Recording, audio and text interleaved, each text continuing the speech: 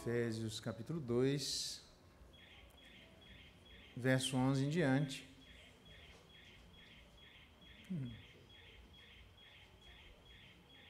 Abençoado ali.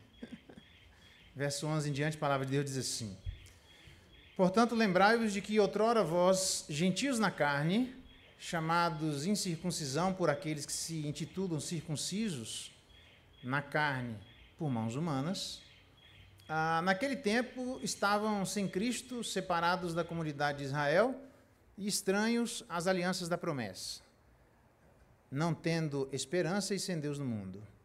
Mas agora, em Cristo Jesus, vós que antes estavam longe, foram aproximados pelo sangue de Jesus, porque Ele é a nossa paz, o qual de ambos fez um, e tendo derrubado a parede de separação que estava no meio, a inimizade, aboliu na sua carne a lei dos mandamentos na forma de ordenanças, para que dos dois criasse em si mesmo um novo homem, fazendo a paz e reconciliasse ambos em um só corpo com Deus, por intermédio da cruz, destruindo por ela a inimizade. E vindo, evangelizou paz a vós outros que estavam longe, e paz também aos que estavam perto. Porque por ele ambos temos acesso ao Pai em um espírito. Assim, já não sois estrangeiros e peregrinos, mas concidadãos dos santos. Sois da família de Deus, edificados sobre o fundamento dos apóstolos e profetas, sendo ele mesmo Cristo Jesus a pedra angular, no qual todo edifício bem ajustado cresce para santuário dedicado ao Senhor, no qual também vós, juntamente, estáis sendo edificados para a habitação de Deus no Espírito. Até aqui a leitura da palavra de Deus. Louvado seja Deus pela sua palavra. Vamos orar mais uma vez. Só antes de começar, vamos lembrar, agradeço as orações e continuar orando pelo João Vitor, está bem, está no hospital, se recuperando. Foi um susto, mas descobriu lá que tem diabetes 1 e vai ter que fazer o tratamento aí, tomando insulina o resto da vida, né? Mas, graças a Deus, conseguiu descobrir a tempo sem que houvesse mais sequela. Tão novinho, né? É assim mesmo, geralmente descobre. Eu estava até dizendo que meu sobrinho, bem nessa idade, de 3 para 4 anos, estourou a apêndice. Veja só. Bem novinho, assim, a gente nunca imagina. Estava com dor, quando foi ver, tinha estourado a apêndice lá, foi uma correria danada. Então, graças a Deus, a família agradece as orações e continua contando com as orações dos irmãos. E a nossa irmã Eliane, eu pedi aos irmãos que orassem pelo pai, ela também colocou aí alguns pedidos de oração nesse sentido. O pai faleceu, o seu Geraldo, estive lá visitando na UTI, lá no Gama, ele foi transferido para lá, e tive a oportunidade de falar de Deus para ele, do plano de salvação, mesmo na UTI, mesmo em coma. A gente é instruído a fazer isso, até porque, por N razões, nós sabemos que um dos últimos órgãos a parar é a audição. Veja que curioso, né? Então, a pessoa em coma, muitas delas voltam e contam tudo aquilo que aconteceu em volta dela, mesmo a pessoa estando em coma. Então, essa palavra em coma não é exatamente inconsciente, né? Um negócio assim, é curioso isso. É por isso que mesmo a pessoa estando assim, a gente é orientado a estar presente e falar de Deus para ela. Eu fui num dia, ele faleceu no outro, mas deu oportunidade ela pediu para ir lá e deu oportunidade para eu estar com ele, tá bom? De maneira que a Eliane agradece as orações e nós devemos orar pedindo a Deus pelo consolo a ela e toda a família, tá? Vamos orar pedindo a bênção de Deus sobre todos nós e pela nossa irmã Rafaela, né? Se recuperando aí, pedindo que Deus derrame graça aí no processo de gestação. Pai bendito, nós agradecemos estes e tantos outros pedidos que nós colocamos agora há pouco na nossa reunião de oração, na certeza de que o Senhor ouve nosso clamor e responde às nossas orações.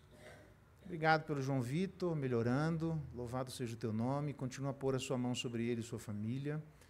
Obrigado, Deus, pela vida da Eliane, alguém que tem se colocado aos teus pés e colocou, enquanto pôde, seu pai na sua presença. Louvamos a Deus pela vida dela e clamamos pelo consolo celestial em seu coração. Também a Deus pedimos pela Rafaela, que o Senhor derrame graça sobre o seu coração, ajudando no seu organismo, a Deus, nesse processo gestacional e todos os desconfortos, as inquietações, que elas possam ir cessando e ela ter um restante de gravidez tranquila diante de Ti. E a todos nós, ó Deus, que também, em nome de Jesus, o Senhor fale e edifique os nossos corações de maneira tal que a fé que foi implantada pelo Senhor, ela vá se desenvolvendo, crescendo, criando raízes e transformando, nos parecendo cada dia mais com Cristo, nosso irmão mais velho, em nome de quem nós oramos. Amém. Muito bem. Eu conversei com os irmãos na semana passada sobre como Cristo cura uma igreja dividida. Eu vou terminar esse assunto hoje, no texto que nós acabamos de ler. Esse assunto é importante, irmãos. Nós percebemos, a gente só vai entender a importância disso se a gente entender como o mundo do Novo Testamento era um mundo dividido, completamente, havia uma cisão naquele momento lá. Eu expliquei os detalhes, né, mas só para a gente entender que nós poderemos transmitir quem Deus é ao mundo através do amor. Nisto conhecerão que sois meus discípulos, se nós amarmos uns aos outros. Mas também a outra maneira de nós transmitirmos ao mundo quem Deus é através da união.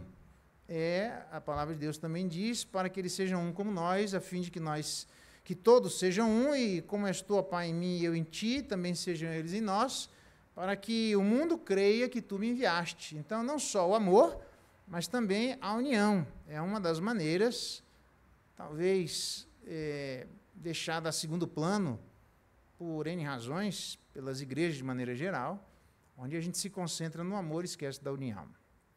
Então, não adianta a gente amar a igreja e manifestar esse amor que Deus tem por nós, as pessoas lá fora, se vivermos de maneira desunida aqui dentro. Isso aqui é um problema em qualquer lugar. Há vários exemplos de igrejas que andavam desunidas. A carta de Paulo aos Efésios é um claro exemplo disso. Mas também nós conhecemos a carta de Paulo aos Coríntios, né? Que gente que havia dividido, onde eles se encontravam lá e dizia que um era de Paulo, outro era de Pedro, e assim por diante, um era de Cristo, e havia essa clara divisão na igreja. Mas também na igreja de Filipenses, de Filipos, né? Também existia um problema de divisão, e Vó e Sinti que não se entendiam, pessoas se tiravam alegria do meio da igreja, e Paulo orienta para que aquelas pessoas encontrassem o mesmo pensamento, o mesmo sentimento, tivessem a mesma compaixão que Jesus Cristo e assim por diante. Então, a gente precisa entender que esta união, a gente vai precisar responder a questões que, já que esta, não só desunião, mas esta animosidade entre gentios e judeus, ela era muito forte. Talvez não seja tão claro para nós que estamos no Ocidente e longe desse mundo aqui, mas era uma cisão muito grande, e eu dei vários exemplos, a ponto de os samaritanos, né, os judeus evitavam, já que eles tinham parcialmente a sua origem na gentilidade, eles evitavam passar até por Samaria, não querem nem passar por aquele lugar lá. E é engraçado que Jesus Cristo diz, quer dizer, engraçado não, né? É curioso que Jesus Cristo diz, era-me necessário passar por Samaria, onde havia divisão, Jesus Cristo vai costurando alguma coisa ali. E os gentios, de outra forma, achavam que os judeus eram gente chata. Eles diziam que era um povo dominado por uma disposição hostil para com todo mundo. Traduzindo, chato. Né? Gente que implica por qualquer coisa, gente que não dá para conversar, inimigo da raça humana, e assim por diante. Então, imagina que nessa animosidade toda, a carta de Paulo aos Efésios especialmente tendo em vista que a maioria das pessoas que se converteram ali eram gentias. Então, como é que faz agora para você conviver, gentios e judeus, gente que vive em animosidades lá fora, beleza, você conversa com a pessoa lá fora, não olha na cara e segue a vida. Mas e agora essa animosidade, eu ainda tenho que sentar na mesma mesa, participar da mesma mesa, cantar louvores juntos, eu ainda tenho que ser instrumento de bênção no irmão. Ih, rapaz, isso aqui virou uma dificuldade do tamanho do dia inteiro, a ponto de Paulo dizer lá no capítulo 4, que a gente deveria se esforçar diligentemente para manter o vínculo da paz. Veja que interessante. Para que haja união, isso ali precisaria gastar muito esforço, toda a nossa diligência. Então, a gente precisará, em alguma medida, responder para o nosso coração, se quisermos viver unidos na igreja, a perguntas como é que eu vou conviver com quem me explorou?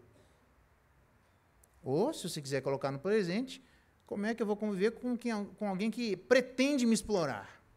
Como é que eu vou conviver com quem me evita? Total caso, os caras não queriam passar nem na cidade, que dirá viver na mesma igreja. Como é que eu vou conviver com quem me isola? Lá na Bahia eu conheço esse termo assim, sei lá se a pessoa usa hoje, mas dá um gelo. Conhece essa expressão? Vou dar um gelo no fulano. Como é que a gente vive com quem tenta dar um gelo? O cara deu um gelo em mim. Como é que eu tento conviver com ele? E como é que eu tento conviver com quem me desprezou? Que era literalmente esse é o caso, um relacionamento de desprezo mútuo. Graças a Deus, Jesus Cristo tem experiência nisso. Mais rejeitado entre todos, desprezado, humilhado. Ele sabe o que é a dor da rejeição. Ele sabe o que é o desconforto do desprezo. Ele foi desprezado pelo seu próprio povo judeu, e a Bíblia chega ao ponto de dizer que os seus o rejeitaram, alguns entendem ali que até a própria família de Jesus Cristo estava, em alguma medida, rejeitando a Jesus Cristo. Como lidar com gente que lhe rejeita? Não sei se já foi um dia rejeitado, mas se um dia for, Jesus Cristo diz que nós não somos maiores do que ele, né, e nós haveríamos de ser perseguidos, e se você for rejeitado, você vai experimentar e ser dolorido.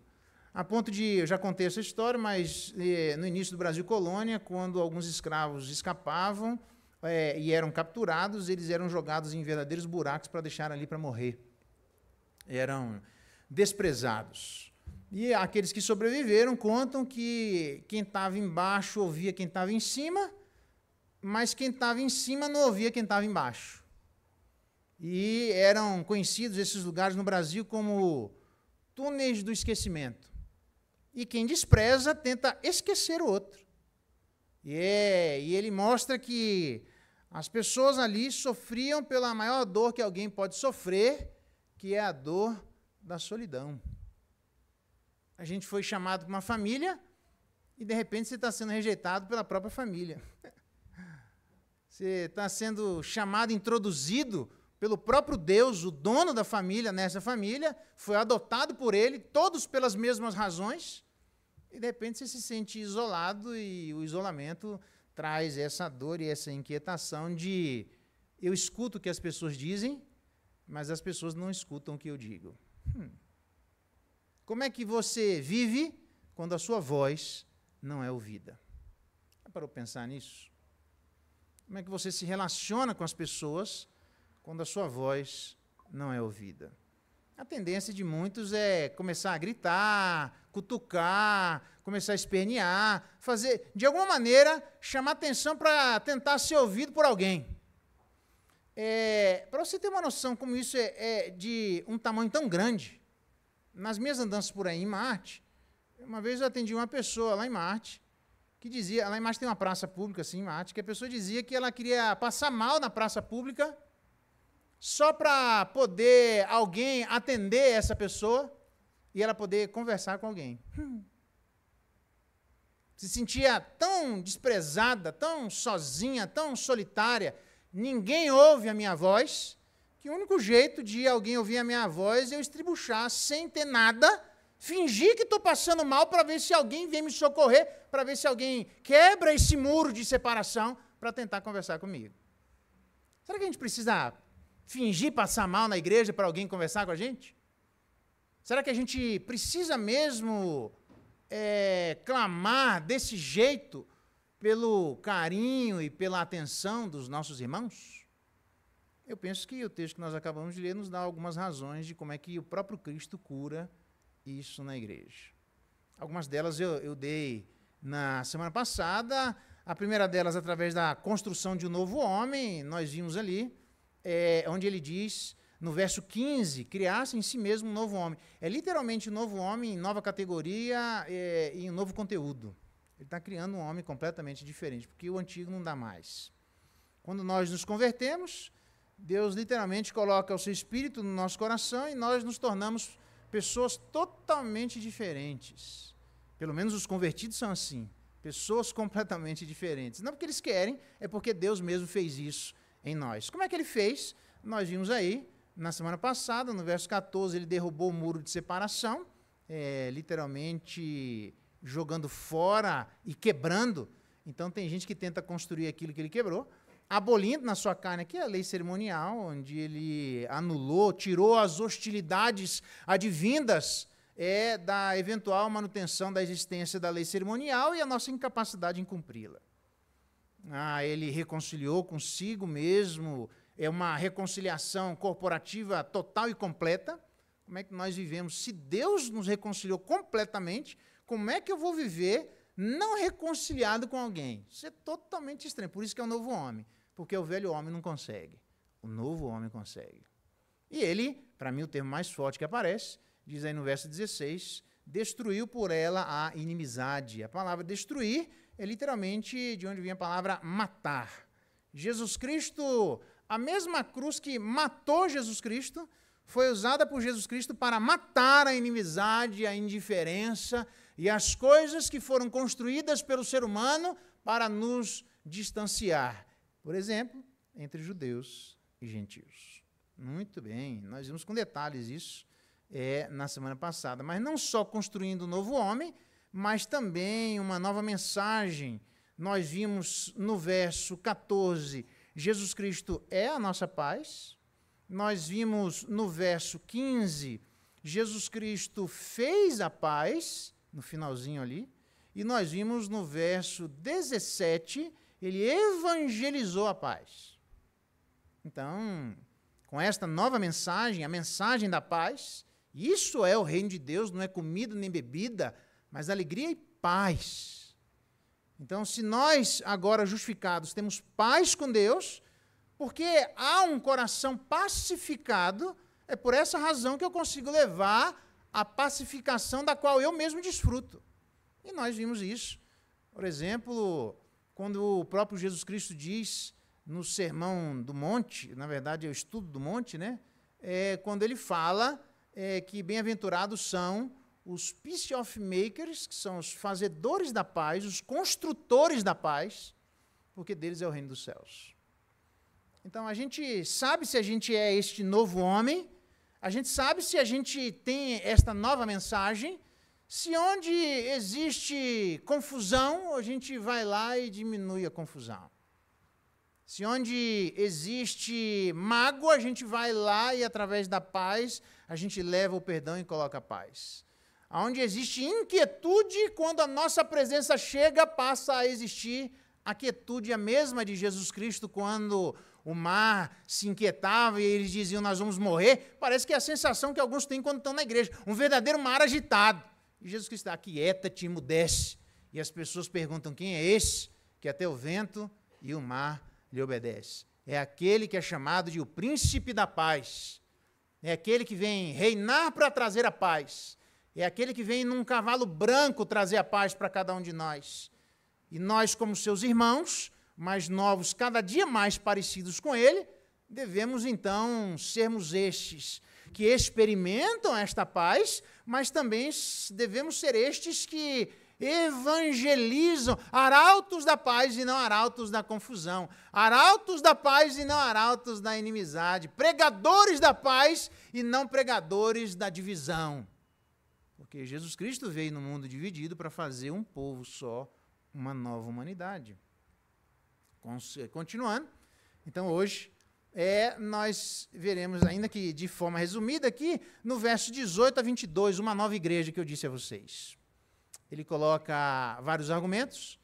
Os argumentos são assim, verso 18, com santa acessibilidade ao Pai, verso 19, com novos cidadãos, verso 19, com a nova família, e verso 19 a 22, com um novo edifício, com fundamento próprio, crescimento próprio e futuro próprio. Eita, eu sei, é muita coisa, então por isso que eu falei que eu vou resumir, entendeu? Fica tranquilo, que a gente vai sair daqui hoje para tomar ceia ainda, tá?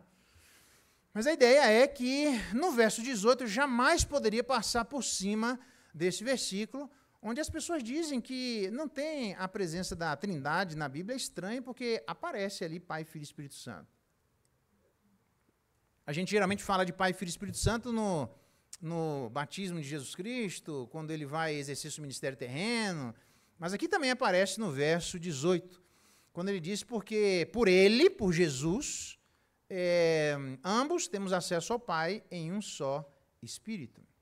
Então, literalmente, o que está fazendo menção aqui é da ação do Pai, Filho e Espírito Santo trabalhando na igreja. Há literalmente um esforço, uma cooperação da Trindade para que a construção daquilo que ele chama de igreja seja factível, que não começa no Novo Testamento, obviamente começa lá atrás, né? Mas nós temos aqui os moldes numa nova dispensação, agora tirando a lei cerimonial plenamente em Jesus Cristo. Mas nós temos Pai, Filho e Espírito Santo agindo na igreja. Então, a grande sacada aqui no verso 18, nós até conversamos esses dias atrás aí numa sala de escola dominical aqui da igreja, ele diz, por ele, por Jesus Cristo, ambos temos acesso ao Pai. Acessibilidade é a palavra de ordem. É acessibilidade. Então, Jesus Cristo morre com um objetivo, pagar os nossos pecados para produzir uma acessibilidade que nós não tínhamos para fazermos uso dessa acessibilidade. Não é simplesmente uma acessibilidade para chegar no céu, porque senão a mesma indiferença que nós temos eventualmente com os irmãos, como era o caso da igreja de Éfeso, a gente também pode produzir numa má relação com o nosso Pai. Jesus Cristo morreu pela sua igreja, Jesus Cristo morreu pelo povo eleito, Jesus Cristo morreu pelos seus, o Espírito Santo comunica esta morte e ressurreição de Cristo, os méritos de Cristo a cada um de nós, e a gente continua dizendo, eu nem vou falar com meu Pai lá no céu, se por um acaso ele aparecer lá, eu dou um oi para ele. E parece que a morte de Jesus Cristo não tem nada a ver com a presença do Pai. Eu estou enfatizando isso porque parece, para mim, os versos que nós lemos daqui por diante é literalmente a oração do Pai Nosso nas palavras de Paulo. Ele diz que nós temos acesso ao Pai. A palavra acesso aqui era um oficial da corte que levava uma pessoa que tinha alguma coisa para ser colocada diante do rei. E esta pessoa, este oficial da corte, é quem levava essa pessoa até a presença do rei, porque ela tinha algumas questões para serem colocadas diante do rei. Então, Jesus Cristo é este oficial da corte celestial, onde ele pega na nossa mão e, por causa da acessibilidade, leva a nossa presença até a presença do rei, porque nós temos algumas questões que nós gostaríamos de falar com este nosso rei, que é o nosso Pai. Então, a morte de Jesus Cristo, os méritos de Jesus Cristo, devem produzir naturalmente na igreja pessoas que fazem uso da sua acessibilidade divina. Nós devemos, de maneira contínua, nos achegarmos diante do Pai. Ele diz aqui que foi em Cristo, nele, já que ele está fazendo uma menção aqui dos versos anteriores, onde lá no verso 13, ele diz assim, agora em Cristo Jesus, vocês que estavam longe, foram aproximados pelo sangue de Jesus. Aproximados de quem, irmãos? De Deus, o nosso Pai.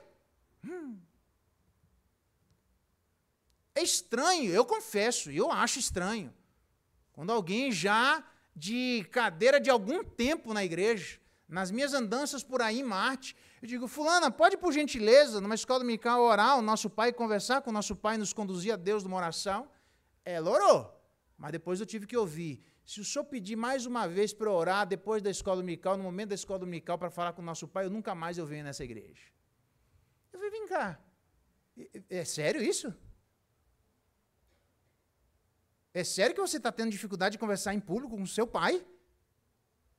É sério que é uma ameaça da pessoa não vir mais, como se alguém pedisse para uma pessoa falar com seu pai, fosse levar essa pessoa à exposição pública ao desprezo. E do jeito que Jesus Cristo caminhou ao desprezo, colocando as hostes malignas ao desprezo, ele mesmo sendo desprezado, parece que tem gente que conversar publicamente com o pai é oferecer essa pessoa a um ofício fúnebre na frente da igreja, sendo desprezado diante das pessoas. Eu estou pedindo para você conversar com seu pai.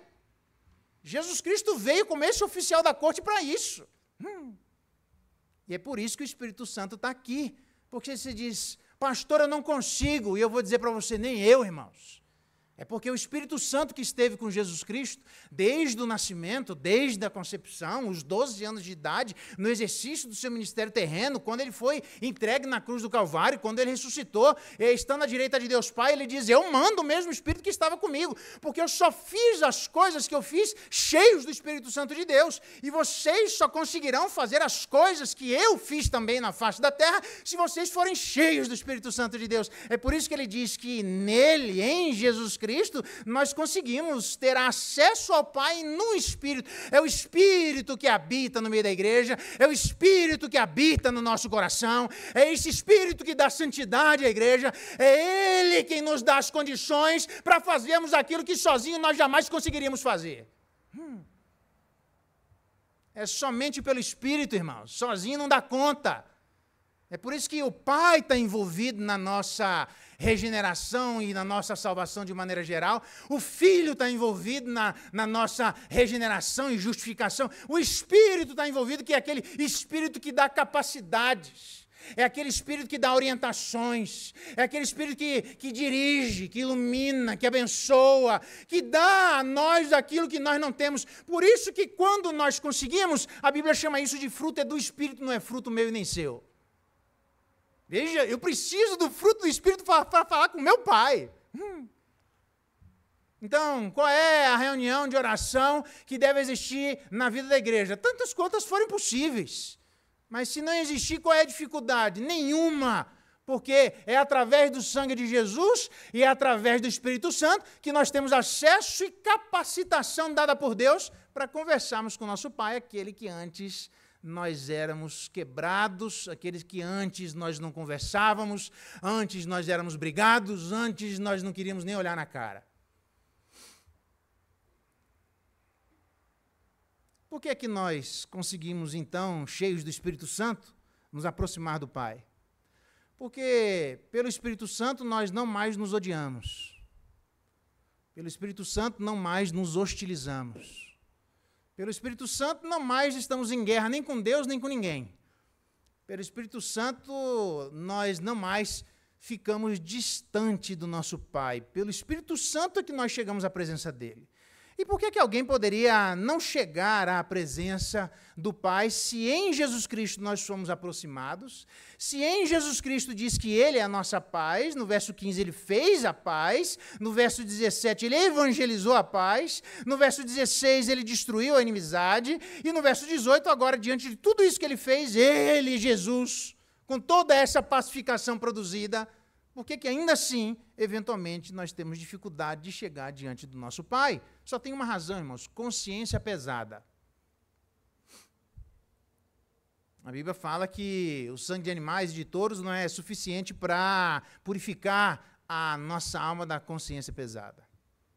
É por isso que Hebreus diz assim: tendo, portanto, irmãos, intrepidez para entrar no Santo dos Santos pelo sangue de Jesus, pelo novo e vivo caminho, para um novo homem que está sendo construído, Ele nos consagrou pelo véu, a sua carne, e tendo grandes sacerdotes sobre a casa de Deus, nós devemos nos aproximar com sincero coração do Pai, em plena certeza de fé, tendo o coração purificado da má consciência.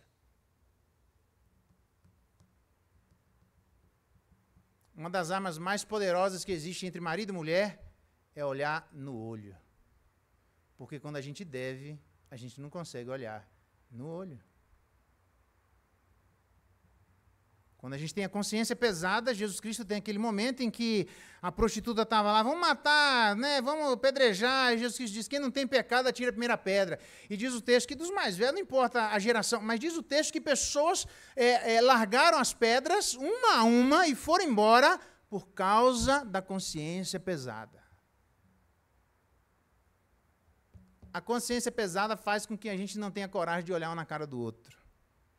Jesus Cristo veio limpar a nossa consciência, que sangue de animais não tem a capacidade de fazê-lo. E limpos por dentro, por isso que a gente precisa passar obrigatoriamente todo o culto por um momento de contrição para confessarmos os nossos pecados, senão nós não temos coragem de chegar diante do Pai para ouvir a sua voz. Consciência pesada, o que é que faz? O que é que fez Adão e Eva com consciência pesada? Se esconderam, vazaram da presença de Deus. Quem é que te fez saber que estava assim? Eu não fiz que você fizesse desse jeito. Então, eu entendi você, então eu vou providenciar alguma coisa para que a gente possa conversar novamente. O que é que Deus quer? Que a gente converse, que a gente fale, sem consciência pesada. Então, por que isso é importante para uma igreja dividida? Aqui é fundamental. Porque se o nosso Pai vem julgar o mundo com justiça, se Ele vem julgar o mundo com equidade, se Ele vem julgar o mundo com santidade, se tudo que Ele faz é puro, é equânime, é santo, Se nós temos eventualmente reclamação de nossos irmãos, a primeira coisa que eu e você deveríamos fazer uso deste acesso contínuo que nós não mais precisamos uma vez por ano, só o povo judeu, com muro de separação, se atravessar daqui, vocês serão punidos com pena de morte, os gentios não podiam chegar nem perto, era uma dificuldade enorme. Agora acabou essa separação, nós podemos de maneira ininterrupta chegar diante do nosso Pai para colocar as nossas lamúrias e reclamações. A diferença entre uma reclamação verdadeira e uma murmuração é que a reclamação verdadeira fala com Deus e a murmuração ela fala de Deus. Seu irmão está chato, está ruim? Pai, vem aqui, olha, sabe aquele negócio? Quem teve filho, eventualmente passou por essa situação, ou se você foi filho, você foi, eu não sei se você teve irmão, mas eventualmente, algumas famílias acontecem isso. As crianças sentam no banco de trás. Mãe, fulano tocou em mim. Tá bom. Pai, ele está me olhando. Ai, meu Deus. Mãe, ele atravessou um risco aqui, não pode. Pai, olha o que ele está fazendo. Ele está fazendo careta para mim. Nossa, mano, você vai aqui respirando fundo, né, maconha? Meu Deus do céu, é uma dificuldade. Mas para quem que nós deveríamos colocar as nossas inquietações, irmãos? Em primeiro lugar, isso é um cala-boca na igreja? É ao contrário, é um abre-boca da igreja. Deus não está dizendo, cala a boca que eu não quero ouvir o que você tem para dizer, cala a boca que quem manda aqui sou eu sou soberano que governo, eu não quero nem ouvir aquilo que você tem para falar. Isso não tem absolutamente nada a ver com o nosso Pai. O nosso Pai diz, faça uso dessa acessibilidade. Nós temos de maneira contínua acesso ao Pai. E para evitar que nós cheguemos ao Pai pedindo coisas que são injustas, coisas que são equivocadas, coisas que são ruins, o que é que nós devemos fazer? Nós devemos ir por intermédio do Espírito Santo, porque o Espírito Santo vai dizendo, Geraldo, você vai pedir isso aí mesmo, tem certeza, Geraldo, vê lá, Geraldo, que você vai falar, você está indo falar com o Pai, e o Espírito Santo vai, a gente não sabe orar como convém, ele vai corrigindo as nossas orações, ele vai corrigindo as nossas motivações, ele vai corrigindo a nossa alma, e de repente a gente chega diante do Pai e o Pai diz, o que foi? Não, já resolvi, o Espírito Santo resolveu aqui atrás. Você pensa que não? Está escrito na Bíblia quando ele diz assim, amados, se o coração não nos acusar, temos confiança diante de Deus. Assim como a guria que estava lá atrás, Mordecai diz, vá lá e fala com o rei. E ela diz, vamos orar, porque quem sabe foi para isso que Deus me colocou. E eu vou lá falar com o rei, que é meu marido, né? Mas vou lá falar com o rei sem ser chamada. E se morri, morri, porque eu vou na confiança de que eu estou fazendo a coisa certa. É assim que a gente deve ir diante de Deus. Você tem convicção de que as suas inquietações são corretas? Tem convicção de que as suas reclamações são justas? Você confia de que a Bíblia diz que horrível coisa é cair nas mãos dos Deus vivos, e não só as pessoas de fora da igreja, aquelas que desprezam a Deus, aquelas que tocam de maneira equivocada na igreja, mas pela própria família da fé, os irmãos em Jesus Cristo. Horrível coisa é cair... Você vai mexer comigo assim? Eu vou falar com meu pai, hein? Pode ir lá, fala mesmo. Pois eu vou falar. Senhor, eu vim aqui conversar com o senhor. Por quê? Porque eu tenho uma reclamação para falar dos meus irmãos. Qual é a reclamação? E desce a lenha no seu irmão diante do pai. Mas fala para ele, e depois espera dele a resposta, se você tem tanta confiança de que aquilo que você está falando é justo, correto e santo. É por isso que a gente precisa do Espírito Santo. Ele precisa purificar. Aliás, o mesmo texto que fala que nós temos confiança diante de Deus, diz assim, amados, se o coração não nos acusar, temos confiança diante de Deus. E aquilo que pedimos dele, recebemos, porque guardamos os seus mandamentos e fazemos diante dele o que é agradável. Para chegar diante do Pai, com a mente não sendo acusada pelo Espírito Santo, dizendo, Geraldo, a gente precisa, literalmente, guardar os mandamentos de Deus, fazendo diante do próprio Deus aquilo que é agradável a Deus. Por exemplo, uma das coisas que é agradável a Deus, Provérbios, diz que a oração dos retos é o contentamento de Deus. Deus fica feliz quando nós, de corações retificados pelo Senhor, comparecemos diante dele para colocar na presença dele as nossas orações. Isso. Quem está falando? Quem que vem lá? Vem lá, Daniel. Fala, Daniel, eu quero ouvir você. O que aconteceu, Daniel? Ih, rapaz, o negócio está pegando aqui, eu estou sofrendo, tem muita dificuldade, fica tranquilo, Daniel, anjo, fulano e Beltrano, vai lá agora e resolve o problema. E Deus tem alegria em ver que o seu povo confia no julgamento de Deus, lança na presença de Deus e larga na mão de Deus, irmãos. O problema é que tem muita gente que está tentando virar justiceiro espiritual e tentando justiça com as próprias mãos. E a palavra de Deus diz que a ira do homem não produz a justiça de Deus. Senhor, eu estou chateado com... Talvez você tenha resposta às orações, eu tenho algumas, você deve ter outras, e todos nós temos. Enfim, o meu desejo é só que a gente saia animado daqui, de saber que uma das formas de resolver o problema de desunião é que Cristo cura isso. Pegando na nossa mão e dizer, você quer conversar com quem? Com um julgador que manda em todo esse negócio aqui. Então eu vou levar você na presença dele, bora. Vai lá assim, e diz, pai, está aqui o fulano, o caminho está livre, ele está aqui pelo meu mérito, mas ele quer falar com o Senhor. Apocalipse chega ao ponto de dizer que algumas ações de Deus na história, vinda pelos relâmpagos de Deus, e alguns dos selos são em resposta às orações dos santos. O que não pode acontecer, a Bíblia chama de mainomai, né? Mainomai é dizer o maluco, o louco, o pirado, aquele que não está acreditando nem no que ele está fazendo. Quando o camarada estava preso, a igreja estava orando, e sob as orações da igreja, o camarada aparece na frente da reunião de oração e diz aqui, fulano, abre a porta. E diz, ih, rapaz, Pedro está aqui, ó, o camarada que a gente está orando está aqui e ele está pedindo para entrar. E diz, que isso, rapaz, nós estamos fazendo coisa séria.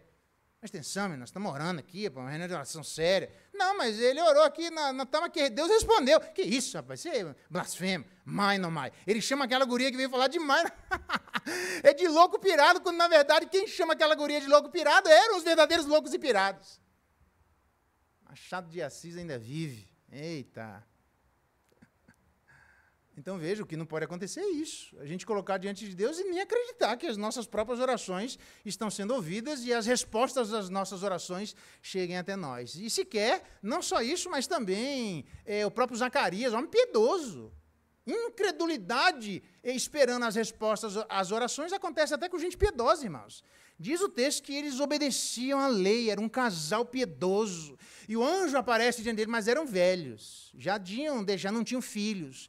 E tinham deixado as orações de ter filhos, se eram velhos, sei lá quantos anos tem, nem vou chamar aqui para não ter problema, né? Mas, sei lá, passaram de qualquer enta que você quiser colocar aí, para não dizer que eu botei na conta, né? Eram velhos, idosos.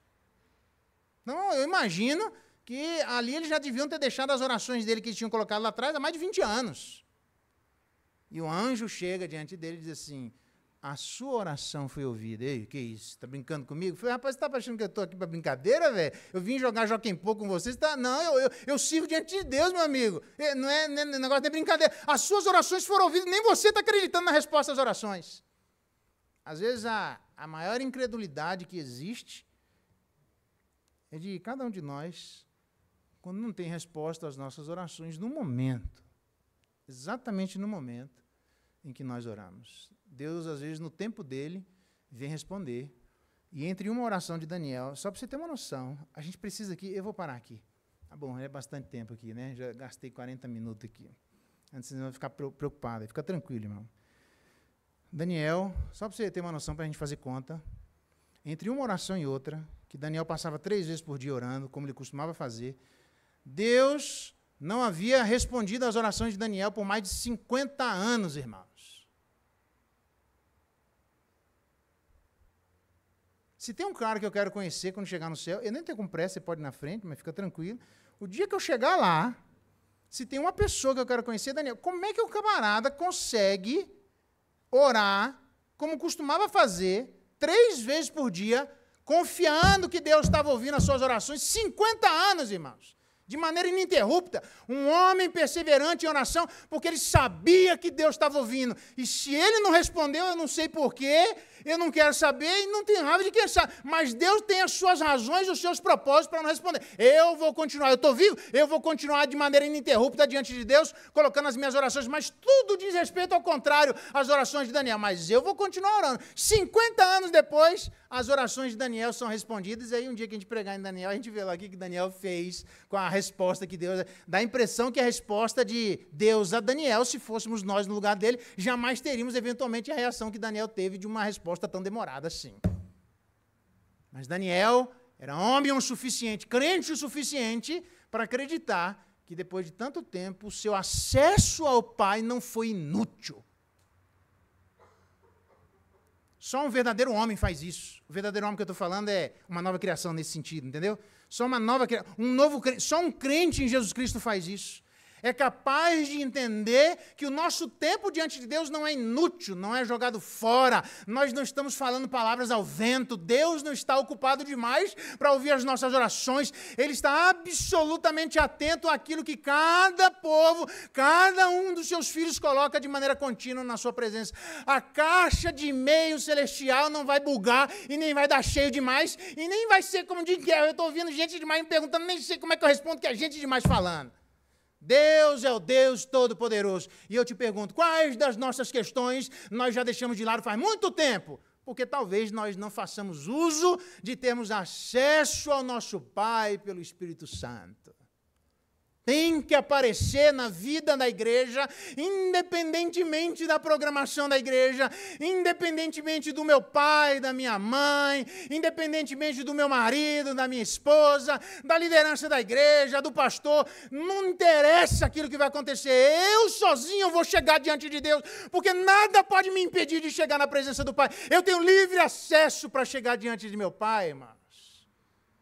Então a igreja tem que orar de maneira contínua, confiante que nós chegamos diante de Cristo, porque nele, em Jesus Cristo, é Ele, Jesus Cristo, quem abriu o caminho. Ele é o oficial da corte, é Ele quem pega na nossa mão.